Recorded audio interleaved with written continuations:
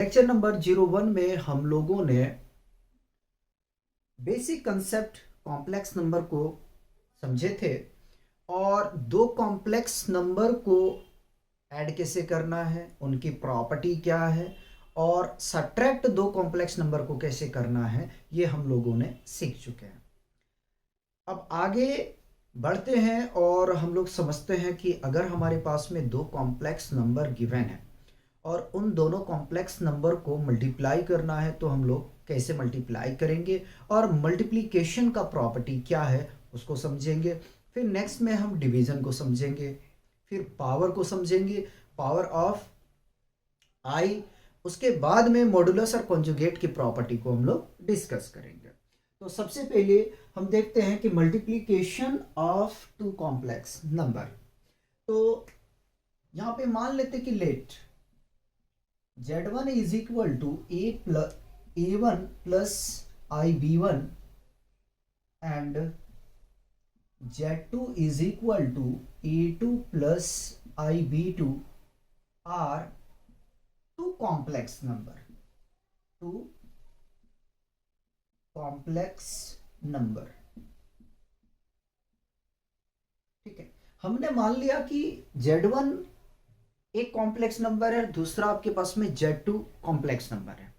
इन दोनों का क्या करना है, हमें मल्टीप्लिकेशन करना है। ठीक है, तो Z1 into Z2 is equal to A1 plus IB1 into A2 plus IB2। ठीक है, प्रोडक्ट उसी प्रकार से होगा जिस तरीके से आप लोगों ने जूनियर क्लासेस में प्रोडक्ट करने के लिए सीखे।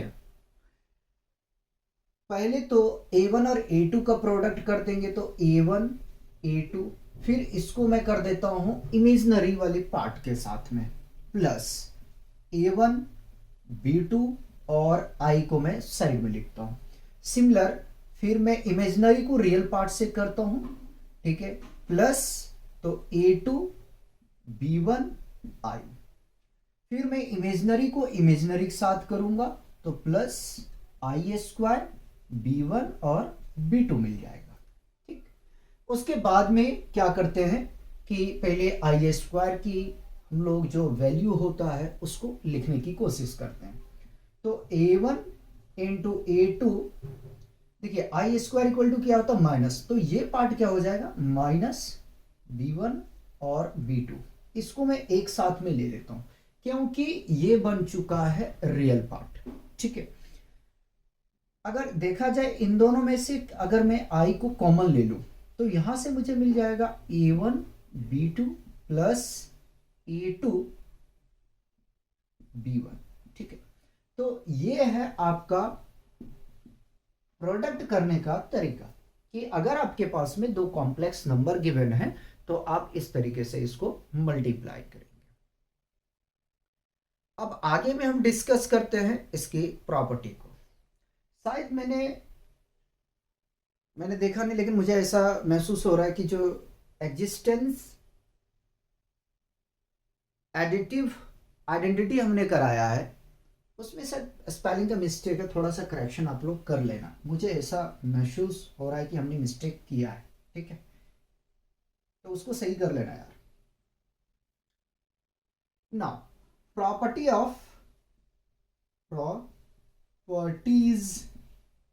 Of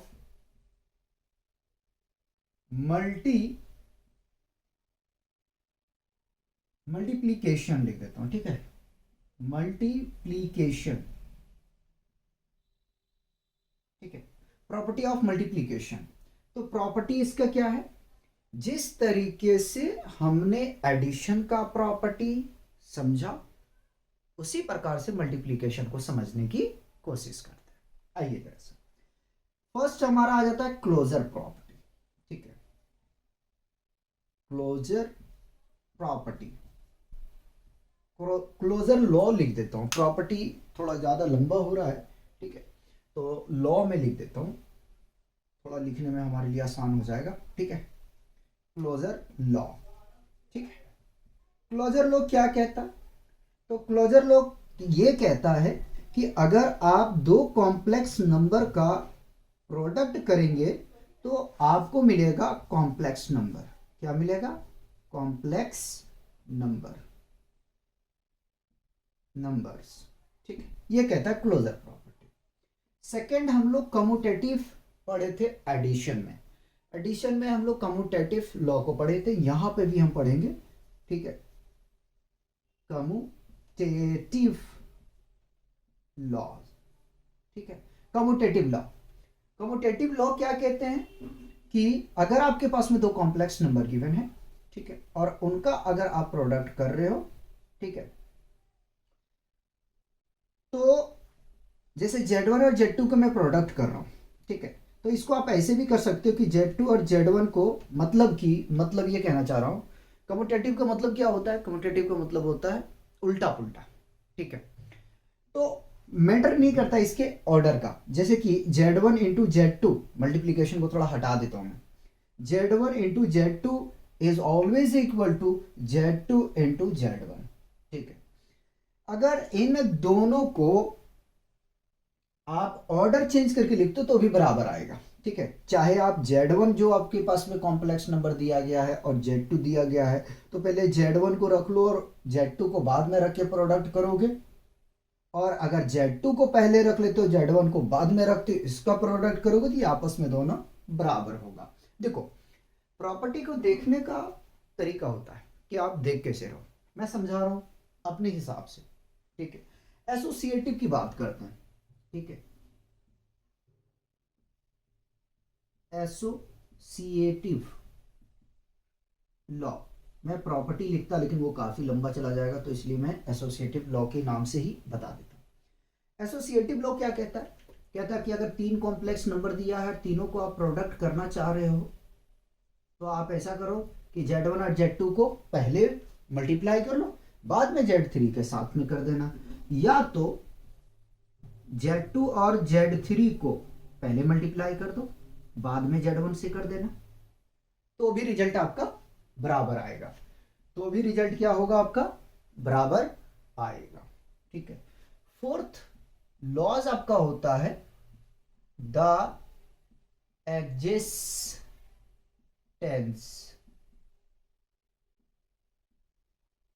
multiplicative identity. इसी में मिस्टेक किया हम। ठीक है, शायद मैंने EXTENC लिख दिया है। ठीक, उसको सही कर लेना। तो द एग्जिस्टेंस मल्टीप्लीकेटिव आइडेंटिटी है, आइडेंटिटी। ठीक है, टीटीज में लिख रहा हूं। ठीक है, आइडेंटिटीज। चलो यार, आइडेंटिटी ही लिख देता हूं। ठीक है, आइडेंटिटी।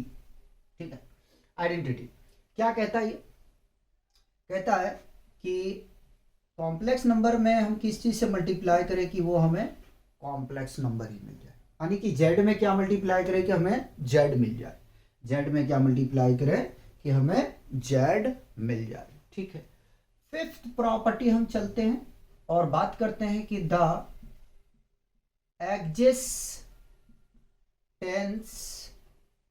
एग्जिस्टेंस यहां ऑफ छूट गया है, ऑफ मल्टीप्लीकेटिव इनवर्स। ठीक, मल्टीप्लीकेटिव इनवर्स। तो आप लोग जानते हो कि कॉम्प्लेक्स नंबर अगर आपका Z गिवन है तो इसका अगर उल्टा आप ले लेते हैं तो ये Z इनवर्स होता है। ठीक है, दोनों बराबर नहीं है भाई, बराबर नहीं है, एक चीज याद रख लेना, ये दोनों बराबर नहीं है। अगर मैं इसी का इनवर्स ले लेता हूं, हटा देता हूं इसको, ठीक है, अगर इसी का मैं इनवर्स लेता हूं, ठीक है, तो ये Z इनवर्स, ये मल्टीप्लीकेटिव प्रॉपर्टीज में आता है। कैसे? देखो, Z into Z inverse is equal to 1। ठीक है, या तो आप इसको लिख सकते हो 1/Z इंटू Z। ठीक है, is always equal to 1। Multiplicative inverse का ये प्रॉपर्टी है कि अगर आपके पास कॉम्प्लेक्स नंबर दिया है, ठीक है, और उसका ट्रांसपोज ले लोगे आप या डिवाइड कर दोगे तो आपको 1 मिलेगा। ठीक है, लेकिन उसी कॉम्प्लेक्स नंबर से करना पड़ेगा। वही प्रॉपर्टी आपको ये कह रहा है। ठीक, चलिए अब आगे में बढ़ते हैं और थोड़ा सा हम बात करते हैं डिस्ट्रीब्यूटिव लॉ। एक और है 6, उसको समझ लो। ठीक है, डिस्ट्रीब्यूटिव है ना, डिस्ट्रीब्यूटिव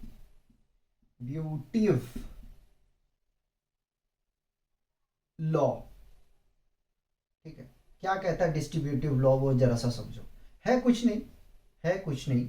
ठीक है कुछ नहीं, ये कह कुछ नहीं रहा है। ठीक, समझने की कोशिश कीजिएगा। सपोज दैट हमने मान लिया कि Z1 Z2 प्लस Z3। ठीक, आपके पास में 3 कॉम्प्लेक्स नंबर गिवन है। कितना गिवन है? 3। एक तो यहां लिख लिया, दूसरा मैं क्या लिखूं कि दूसरा ऑर्डर ना चेंज करो, Z1 plus Z2 into Z3 करो। तो इन दोनों को देखो जरा सा क्या रिजल्ट आता है। ठीक, देखने की कोशिश करना, समझने की कोशिश करना। मान लेते हैं कि हमारे पास में 3 कॉम्प्लेक्स नंबर गिवन है। ठीक है, 3 कॉम्प्लेक्स नंबर गिवन है। ठीक है, और कुछ ऐसा रिजल्ट बनता है कि Z2 और Z3 का पहले सम करो, फिर Z1 के साथ प्रोडक्ट करो।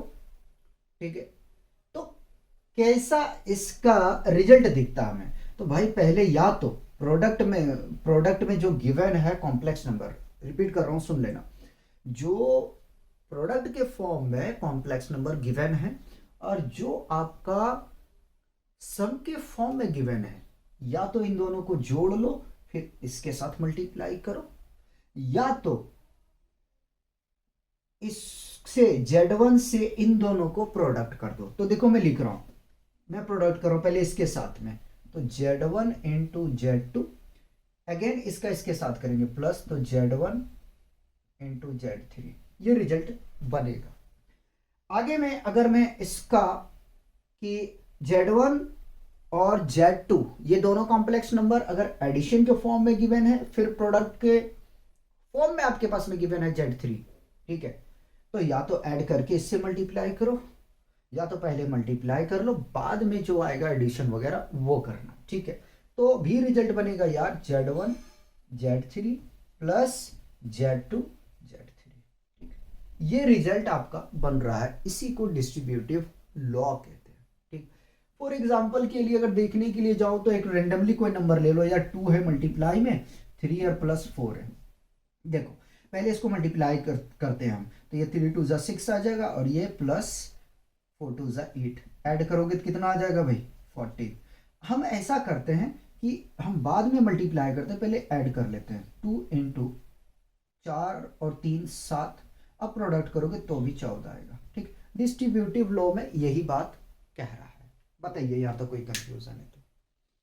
मेरे हिसाब से होना नहीं चाहिए। नहीं है प्रॉब्लम तो क्या करेंगे, इसको कॉपी करेंगे। अच्छा, जो उसमें फर्स्ट लेक्चर में हमने एग्जिस्टेंस का स्पेलिंग मिस्टेक लिखा उसको करेक्शन कर लेना, और हमारी तरफ से क्षमा चाहते हैं भाई, मिस्टेक करना नहीं चाहिए, लेकिन हो गया कोई बात नहीं, कॉपी करिए।